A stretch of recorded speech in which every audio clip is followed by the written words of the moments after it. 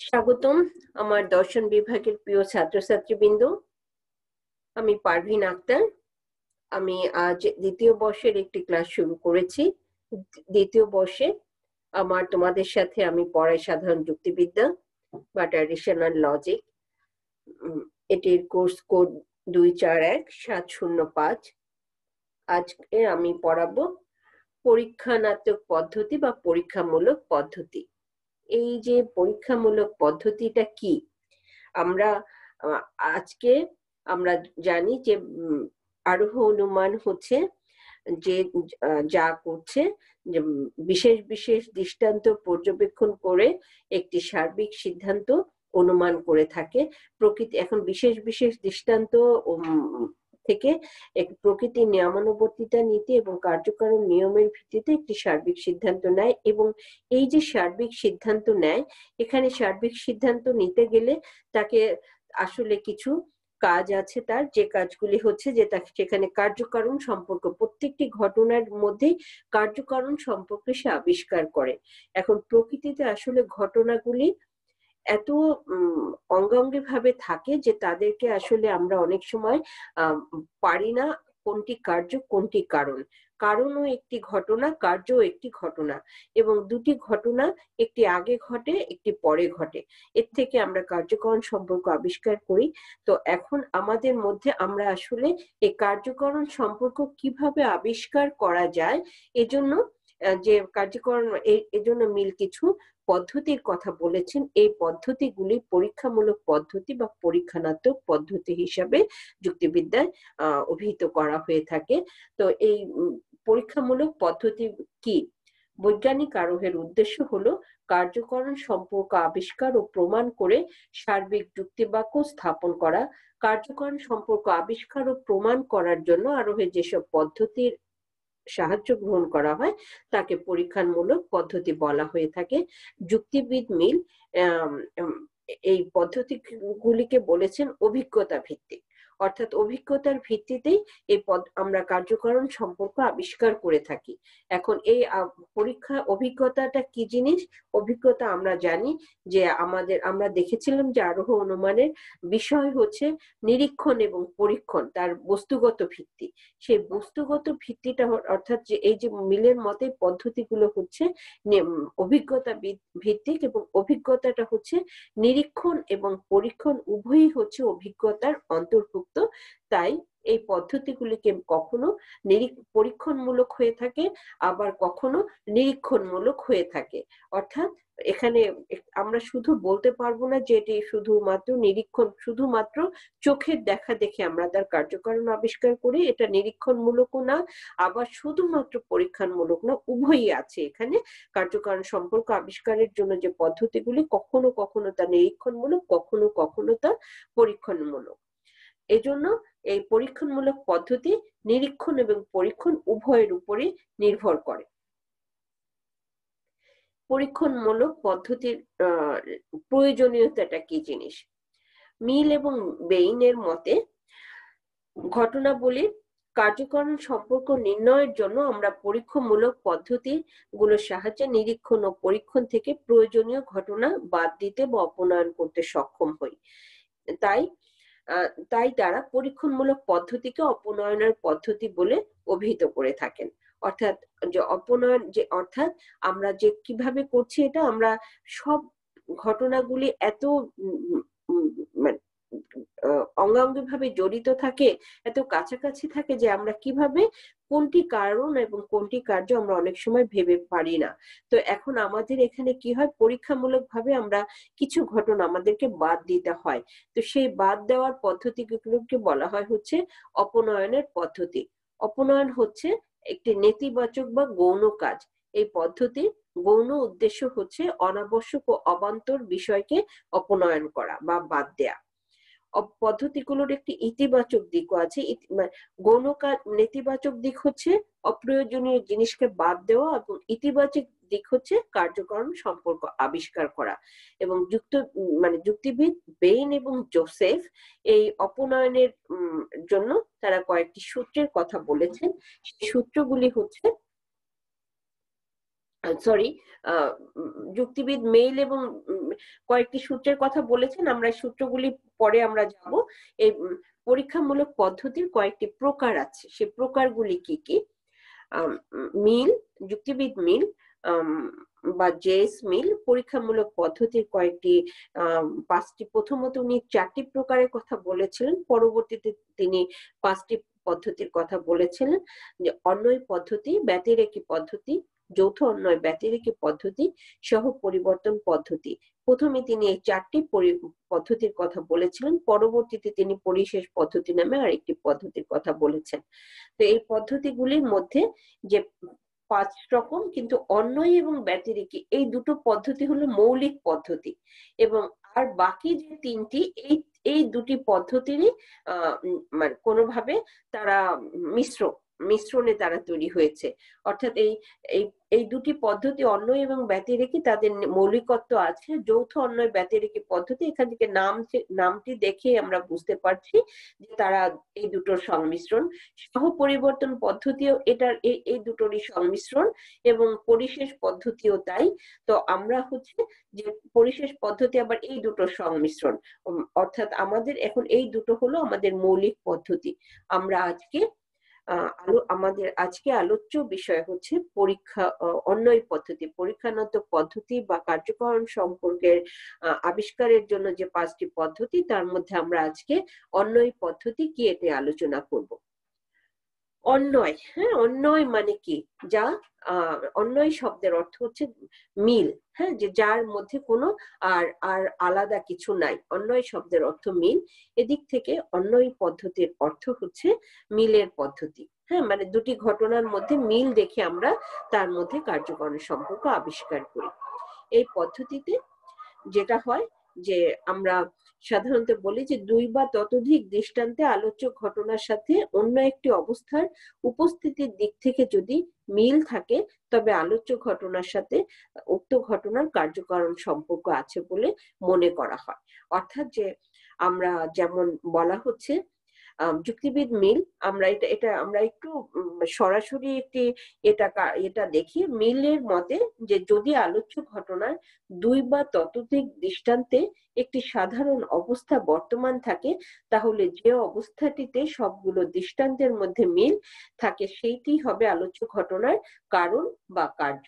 আমরা একটি ঘটনা বলি, এটি আমরা যখন ইউনিভার্সিটিতে পড়েছি আমাদের স্যার এটা বলেছেন এই গল্পটি, যে যখন আমরা দেখি যে একটা ওখানে একটা হাকিম চত্বর বলে একটা জায়গা ছিল, যে হাকিম চত্বরে ক্লাস বাদ দিয়ে একজন ছেলে, সবসময় ছেলে, মনে করো তার নাম এক্স যাচ্ছে, এক্স এর সাথে সে আরো দুটো বন্ধু নিয়ে গেল। একদিন সে এক্স গেল তার ওয়াই এবং জেড তার দুটো বন্ধুকে নিয়ে গেল। তো আরেকদিন হলো কিছুক্ষণ পরেই দেখা গেল, এক্স যাওয়ার কিছুক্ষণ পরেই দেখা যাচ্ছে যে আবার তার একটা মেয়ে বন্ধু গেল, তার নাম, সে হচ্ছে মনে করো এ যাওয়ার পরেই এর সাথে সাথে গেল হলো বি এবং সি। তো তখন যে হাকিম যে চত্বর, তিনি একজন চাওয়ালা, তিনি বলছেন যে চা, মানে সেদিন কিছু মনে করলেন না।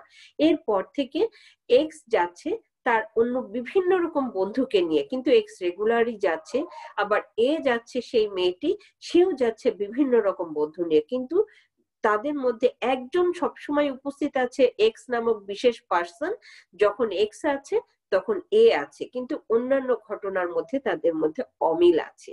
তাহলে এই এক্স এবং ওয়াই এর মধ্যে একটি কার্যকারণ সম্পর্ক আছে। তাহলে আমরা মিলের যে মানে উদাহরণটি, এটাই আমরা বলি, যদি আলোচ্য ঘটনার 2 বা ততোধিক দৃষ্টান্তে একটি সাধারণ অবস্থা বর্তমান থাকে, তাহলে যে অবস্থাটিতে সবগুলো দৃষ্টান্তের মধ্যে মিল থাকবে সেইটিই হবে আলোচ্য ঘটনার কারণ বা কার্য। অন্বয় পদ্ধতির দুটো সূত্র আছে। এই সূত্র হচ্ছে অপনয়নের সূত্র। আমরা এর আগে বলেছি প্রত্যেকটি পরীক্ষানত পদ্ধতিগুলিকে 5টি পদ্ধতি আছে, 5টি পদ্ধতি কয়েকটি অপনয়ন সূত্রের উপরে নির্ভর করে। আমরা এগুলি আর বলি নাই তখন, এখন প্রত্যেকটি পদ্ধতি যখন আলোচনা করব তখন এটি বলবো। অন্বয় পদ্ধতির অপনয়নের সূত্র কি? অপনয়ন মানে আমরা আগেই বলেছি, অপনয়ন অর্থ হচ্ছে বাদ দেয়া, অপ্রয়োজনীয় অংশকে আমরা বাদ দেই।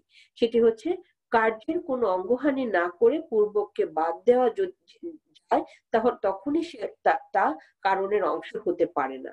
অর্থাৎ কার্যের কোনো অঙ্গহানি না করে যে পূর্বককে বাদ দেয়া যায় তা কারণের কখনোই অংশ হতে পারে না। পূর্বক মানে আমরা যা বলি যে পূর্বক হচ্ছে কারণ আর অনুগ হচ্ছে কার্য। তো কার্যের কোনো অঙ্গহানি অর্থাৎ অনুগের কোনো অঙ্গহানি না করে যদি পূর্বককে বাদ দেয়া যায় তাহলে তা কখনোই কারণের অংশ হতে পারে না। আবার এই নীতিটির অর্থ হচ্ছে, আমরা এটা পরে আবার বুঝছি, এই নীতিটির অর্থ হচ্ছে যে অবস্থাটি সবসময় আলোচ্য ঘটনাটির সাথে বর্তমান থাকে তা আলোচ্য ঘটনা থেকে আলাদা করা যায় না এবং সেটিই হবে আলোচ্য ঘটনার কারণ বা কার্য। অন্যই পদ্ধতির ব্যাখ্যা।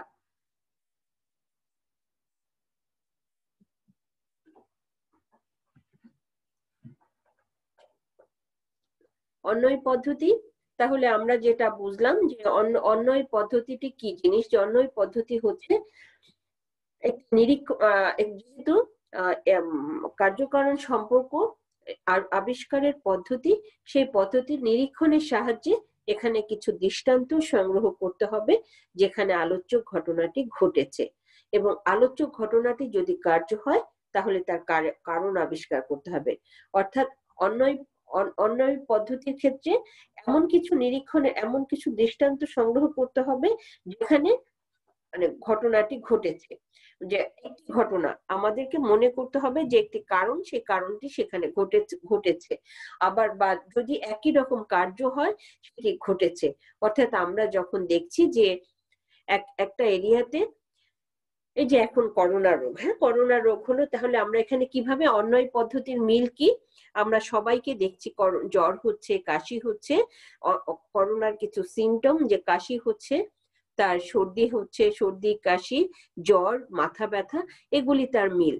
তাহলে এই মিলগুলো যেখানে এই দৃষ্টান্তগুলি সংগ্রহ করতে হবে, অর্থাৎ এখানে মিলের নিরীক্ষণের ভিত্তিতে আমাদের এমন কিছু দৃষ্টান্ত সংগ্রহ করতে হবে যেখানে ঘটনাটি ঘটেছে, এবং যদি আলোচ্য ঘটনাটি কার্য হয় তার কারণ আবিষ্কারের জন্য কয়েকটি অগ্রবর্তী বিষয় ভালোভাবে নিরীক্ষণ করতে হবে।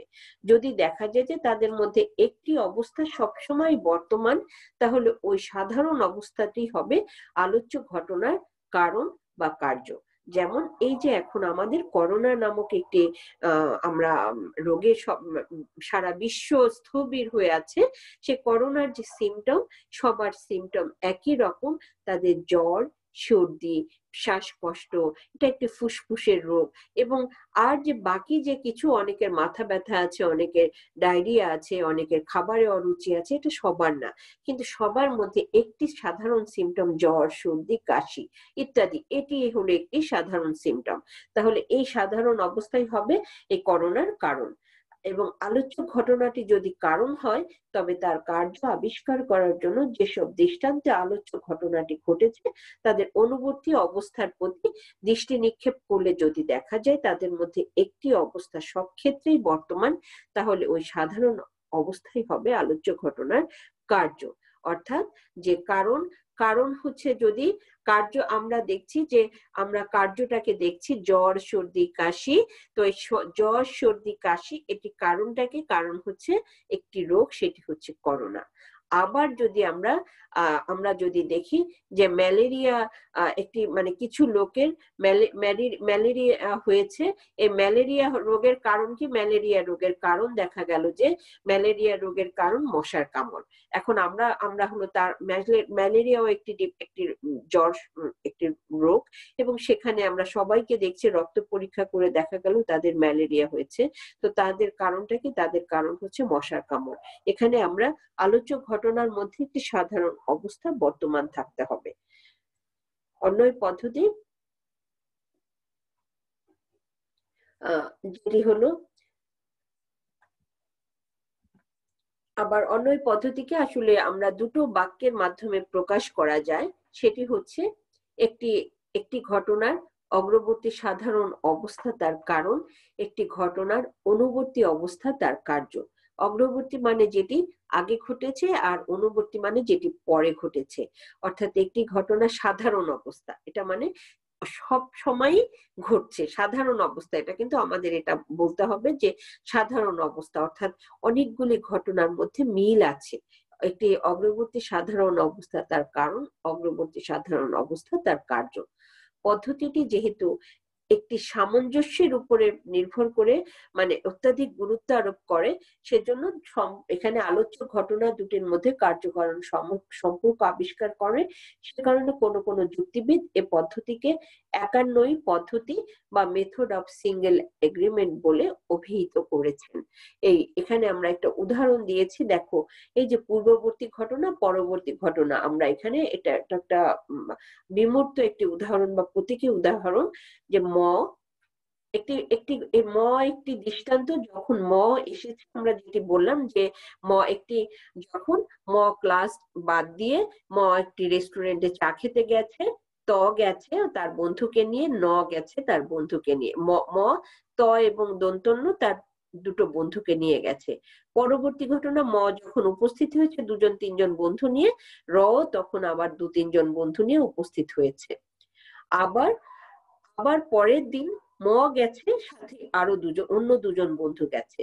আবার তারও সেদিনই, সেই পরের দিনই যখন এসেছে, তখন সে আবার তার অন্য দুটো বন্ধুকে এনেছে, কিন্তু এসেছে। আবার আরেকদিন এসেছে, সাথে তার অন্য দুটো বন্ধুকে এনেছে। এখানে এসেছে, সাথে অন্য দুটো বন্ধুকে এনেছে। অর্থাৎ যখনই আসছে তখনই আসছে, যখনই আসছে তখনই আসছে। অর্থাৎ তাদের মধ্যে একটি যোগসূত্র আছে, একটি সাধারণ অবস্থা। এই যে এখানে বিচ্ছিন্ন অনেকগুলি ঘটনা আছে, কিন্তু এই সাধারণ অবস্থা হচ্ছে হ্যাঁ, এই প্রত্যেকটি ঘটনার মধ্যে মিল আছে। আবার এখানে সবগুলি পরবর্তী ঘটনার মধ্যে একটি সাধারণ অবস্থা কি, তাহলে আমরা বলতে পারি হচ্ছে এর কারণ। হ্যাঁ, এখানে হলো হচ্ছে এর কারণ, আর এর কার্য হচ্ছে হ্যাঁ, এই যে কথাটি, এটা হলো একটি প্রতীকী উদাহরণ। অন্বয় পদ্ধতি সাধারণত একটি নিরীক্ষণের পদ্ধতি। অন্বয় পদ্ধতির ক্ষেত্রে যেহেতু আমরা বলতে পারি যে অন্বয় পদ্ধতির ক্ষেত্রে দৃষ্টান্তগুলি সংগ্রহ করতে হয় এবং এমন কিছু ঘটনা করতে হয় যেখানে সবগুলি দৃষ্টান্তের মধ্যে একটি মিল আছে। এমন অনেক ঘটনা আছে যেখানে পরীক্ষণ সম্ভব নয়, নিরীক্ষণের মাধ্যমেই আমাদের এগুলি সাধারণত সংগ্রহ করতে হয়। কিন্তু অনেক যুক্তিবিদ বলেন যে অন্বয় পদ্ধতি কি শুধুমাত্র নিরীক্ষণের পদ্ধতি? আসলে তা না, এখানে কখনো কখনো পরীক্ষণের ক্ষেত্রেও আসে, কিন্তু সাধারণত দেখা যায় যে নিরীক্ষণের মাধ্যমে আমরা এই সাধারণ অবস্থাটি আমরা বিচার বিবেচনা করি। তো এই জন্যই বলা হয় যে নিরীক্ষণের উপর ভিত্তি করে অন্বয় পদ্ধতির উপর ভিত্তি করে বা নিরীক্ষণের উপর ভিত্তি করে আমরা অন্বয় পদ্ধতির ভিত্তিতে আমরা কার্যকারণ সম্পর্ক আবিষ্কার করি। এজন্যই যুক্তিবিদের অন্বয় পদ্ধতিকে একটি নিরীক্ষণের পদ্ধতি বলেছেন। আমরা একটি বাস্তব উদাহরণ আমরা ইরভিং এম কপি তার গ্রন্থে বলেছেন, যেটি একটি হোস্টেলে 16 জন ছাত্রের একই রাতে ডায়রিয়া হয়েছে। তো সেই ডায়রিয়া হওয়াতে ডক্টর আসলেন। ডাক্তার এসে তাদেরকে সবার উপরে একটি পরীক্ষা করলেন, যে সবাইকে জিজ্ঞেস করলেন রাতে তোমরা কি খেয়েছো। তো বিভিন্ন 16 জন ছাত্র তারা বিভিন্ন রকম খাবারের কথা বলেছে, কিন্তু তাদের 16 জন ছাত্র একটি কথা বলেছে, তাদের মধ্যে একটি বিষয়ে মিল আছে, তারা হচ্ছে সবাই মাংস খেয়েছে। তাহলে ডাক্তার এটি বুঝে ফেলেন, তাদের কার্যটা ছিল ডায়রিয়া বা পাতলা পায়খানা, কিন্তু তাদের কার্যটা হচ্ছে মাংস। হ্যাঁ, তো অনেকগুলি ঘটনা আছে, কিন্তু অনেকগুলি ঘটনা থেকে একটি সাধারণ ঘটনা হচ্ছে মাংস খাওয়া। তো মাংস ভক্ষণ, এই মাংস ভক্ষণে একটি হোস্টেলে ডায়রিয়ার কারণ।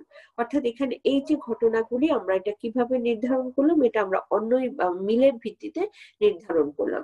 এই জন্য অন্বয় পদ্ধতিকে একটি যেহেতু নিরীক্ষণের মাধ্যমে আমরা এখানকার দৃষ্টান্তগুলি সংগ্রহ করি, এজন্য যুক্তিবিদেরা এই পদ্ধতিকে একটি নিরীক্ষণের পদ্ধতি বলেছেন। অন্বয় পদ্ধতির কিছু সুবিধা আছে, সেই সুবিধা হচ্ছে যে নিরীক্ষণের পদ্ধতি বলে যে এই পদ্ধতিটি অনেক সহজসাধ্য, এটি আমরা খালি চোখে সহজভাবেই আমরা করতে পারি, এখানে সাধারণত পরীক্ষার প্রয়োজন পড়ে না। দ্বিতীয়ত, অন্বয় পদ্ধতি ক্ষেত্র অনেক ব্যাপক, যেহেতু এখানে নিরীক্ষণের পদ্ধতি, এখানে আমরা একই সাথে কারণ থেকে কার্য এবং কার্য থেকে কারণ উভয়ভাবে আমরা যেতে পারি। কার্য থেকে কারণ কিভাবে যাচ্ছি, যে আমরা এই যে দেখো, আমরা এখন দেখছি যে আমরা কিছু লোকের জ্বর হচ্ছে, মাথা ব্যথা হচ্ছে, সর্দি কাশি হচ্ছে, তাকে পরীক্ষা করে দেখা গেল এটা হলো তার কার্য। এখন তাকে তার পরীক্ষা করে আমরা দেখলাম কি, যে তার করোনা হয়েছে, হ্যাঁ, তাকে কোভিড-19 টেস্ট করে দেখা গেল, তাহলে এটা আমরা কার্য থেকে কারণে গেলাম। আবার আমরা কারণ থেকেও কার্যে যেতে পারি।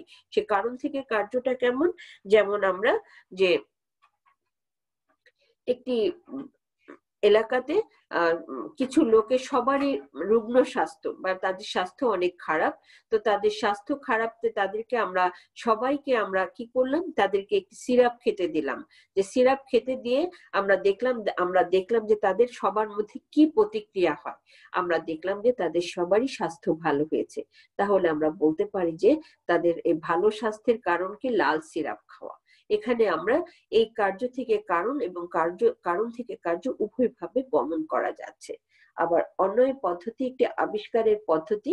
এখানে আসলে কার্যকারণ সম্পর্ক এটি পরিপূর্ণভাবে হয়তো আবিষ্কার করতে পারে না, কিন্তু এখানে কার্যকারণ সম্পর্কের একটি ইঙ্গিত পাওয়া যায়। এটি একটি প্রকল্প তৈরি করে। প্রকল্প মানে আমরা তোমাদেরকে, এটা অনেক বড় কথা, এটা এই মুহূর্তে বলা যাবে না। প্রকল্প হচ্ছে যে আমরা বৈজ্ঞানিক আরোহের পূর্ব একটা পর্যায়টা। তারপরে অন্যয় পদ্ধতির কিছু অসুবিধা আছে। এখানে বানানটি আমার এখানে ভুল এসেছে, হ্যাঁ, এটি এটি আমি বারে বারে ঠিক করেছি, আবারও ভুল এসেছে। প্রকৃতিগত ত্রুটি। প্রকৃতিগত ত্রুটিটি হচ্ছে, এই ত্রুটি হচ্ছে যে এই পদ্ধতির মধ্যে এর ত্রুটিটা নিহিত আছে। সেটা কি, যে এখানে মূলত একাধিক অনেক অনেক দৃষ্টান্ত সংগ্রহ করতে হয়। তো এই অনেক দৃষ্টান্ত সংগ্রহ করতে গেলে দেখা যায় যে আসলে এখানে এটা বহু কারণ বাদ অনুযায়ী সেটি অনেক সময় নাকচ হয়ে যায়। একটি কাজের যে শুধু একটি কারণ থাকবে তা না, একটি কাজের একাধিক কারণ থাকতে পারে। এই একাধিক কারণের ফলে, যেমন আমরা আজকে আমাদের জ্বর হচ্ছে, মানে জ্বর, সর্দি, কাশি, এটা থেকে আমার যে শুধু কোভিড এর ফলে হচ্ছে তা নয়, এটি ডেঙ্গু হতে পারে, এটি ম্যালেরিয়া হতে পারে, এটি সাধারণ জ্বর হতে পারে। তাহলে একটি কারণ, আমরা যেসব কার্য দেখে নিয়ে আমরা বলছি যে একটি কারণ, তা নয়, আসলে এখানে বহু কারণ বাদ একটি বড় সমস্যা অন্যয় পদ্ধতির ক্ষেত্রে। ব্যবহারিক অপূর্ণতা।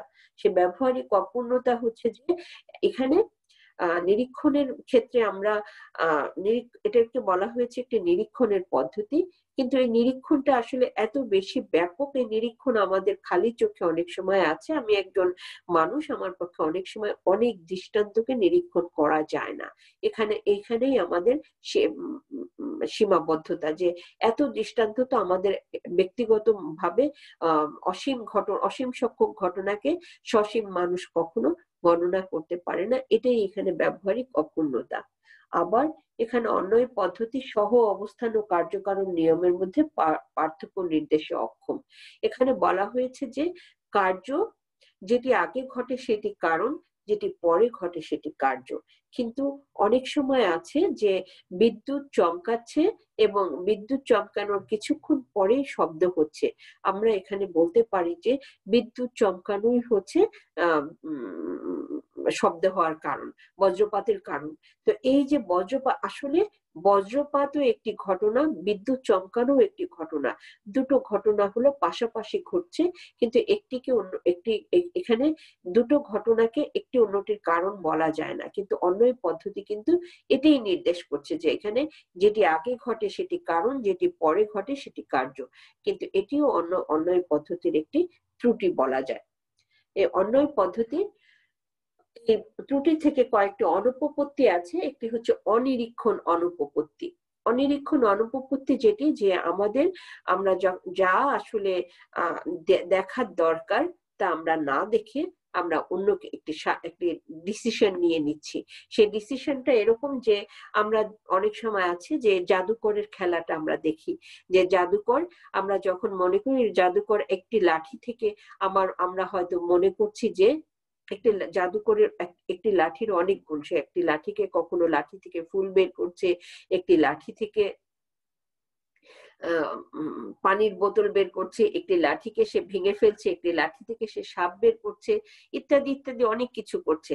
তাহলে এখানে আমাদের যে আসলে আমরা বলতে পারি যে এখানে আমাদের আমরা তার লাঠি সমস্ত কিছু, জাদুকরের লাঠি অনেক গুণ সম্পন্ন, এরকম যে অনিরীক্ষণ অনেক অনেক কিছু যে আমাদের দৃষ্টির আড়ালেই থেকে যাচ্ছে, এখানে আমরা সার্বিকভাবে বিচারটা করতে পারি না। আবার অবৈধ সামান্যীকরণ অনুপপত্তি, এখানে যেটি হয় যে আমরা কার্যকরণ সম্পর্ক আবিষ্কার করতে গিয়ে যে আসলে আমরা দেখা যাচ্ছে যে খুব অল্প সংখ্যক দৃষ্টান্ত থেকে একটি সার্বিক সিদ্ধান্ত নেই, এখানেও আমাদের একটি সামান্যীকরণ, একটি অনুপপত্তি ধরে মানে হয়ে যায়, আমরা ভুলে পড়ে যাই, অবৈধ সামান্যীকরণ অনুপপত্তিতে পড়ে যাই। আবার কার্যকারণ সম্পর্ক অনুপপত্তি, আমরা যেটি আগে বললাম যে এটিকে এখানে সহকার্য সংক্রান্ত অনুপপত্তি ঘটে। এখন এই যে অন্যায় পদ্ধতির আমরা কিছু বললাম, অন্যায় পদ্ধতি কার্যকারণ সম্পর্ক আবিষ্কারের পদ্ধতি এবং যার হচ্ছে মিলের ভিত্তিতে সেখানে কার্যকারণ সম্পর্ক আবিষ্কার করা হয়। কিন্তু অন্যায় পদ্ধতির বিভিন্ন ত্রুটির কথা মিল নিজেই স্বীকার করেছেন। তিনি বলেছেন যে আসলে এইখানে এত বেশি সংখ্যক দৃষ্টান্তের প্রয়োজন পড়ে যা আমাদের পক্ষে অনেক সময় আছে, আমরা এত বেশি মিল এবং এত বেশি অমিল, তো এখানে অমিল এবং মিলের ভিতর থেকে কিছু বিষয়ে মিল থাকতে হবে, একটি মাত্র বিষয় মিল থাকতে হবে, এমন দৃষ্টান্ত বের করা আমাদের আসলে বাস্তবে অনেক কঠিন হয়ে যায়। এই জন্যই এই অন্যায় পদ্ধতি আসলে সার্বজনীনতার দাবি করতে পারে না। কিন্তু এই অন্যায় পদ্ধতির মানে ত্রুটি এটি হলো, তাহলে এটিকে আমরা নাকচ করে দিতে পারি। কিন্তু কোহেন এবং নেগেল যুক্তিবিদেরা তারা বলেছেন আসলে এটিকে একেবারেই নাকচ করা যায় না। আমাদের প্রকৃতিতে আসলে এমন অনেক ঘটনাই ঘটে যেখানে আমরা পূর্বককে বাদ দিতে পারি, যা যখন আমরা অপনয়নের নীতি হিসাবে এর আংশিক মূল্য স্বীকার করেছেন, অর্থাৎ নয়ার্থক ভাবে তার একটি মূল্য আছে, যদিও মানে কার্যকারণ সম্পর্ক আবিষ্কার করতে পারে না, কিন্তু আমরা এটা বলতে পারি যে পূর্ব কারণের সাথে বাদ দিলে কারণের কোনো ক্ষতি না হয়, তাহলে সেই পূর্বকটি কারণের অংশ হতে পারে না। এভাবেই হচ্ছে তারা তার অন্যায় পদ্ধতির মূল্যকে স্বীকার করেছেন। আমরা অন্যায় পদ্ধতির এটি আসলে একটি পরীক্ষানাত্মক পদ্ধতি। এই কথাগুলি একটু কঠিন তোমাদের কাছে মনে হবে, কিন্তু এটি আসলে আমাদের পাঠ্য এবং এটি অনেক মজার একটি পড়া। তোমরা যখন পড়বে এটার আনন্দটা পেয়ে যাবে। আমরা ক্লাসের একেবারেই শেষ পর্যায়ে এসেছি।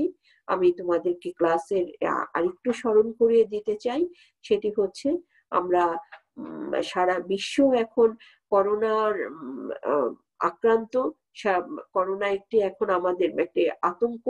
সেই আমরা আমাদের শিক্ষা মন্ত্রীর নির্দেশে বা প্রধানমন্ত্রীর নির্দেশে আমরা আসলে আমাদের যে আমরা সবাই ঘরে বসে অনলাইন ক্লাস করছি, কিন্তু আমাদের এই ক্লাসের মধ্যে আমাদের প্রয়োজন ছাড়া আমরা যেন বাইরে না যাই, আমরা সবাই স্বাস্থ্যবিধি মেনে চলি, অবশ্যই মাস্ক পরি, বাইরে থেকে এসে আমরা বাইরে গেলে আমরা সামাজিক দূরত্ব বজিয়ে রাখি, বাইরে থেকে এসে আমরা হাত ধুয়ে ফেলি এবং আমরা প্রয়োজন ছাড়া যেন বাইরে না যাই। তোমরা সবাই আমাদের সরকার নির্দেশিত স্বাস্থ্যবিধি মেনে চলো, ভালো থাকো, সুস্থ থাকো।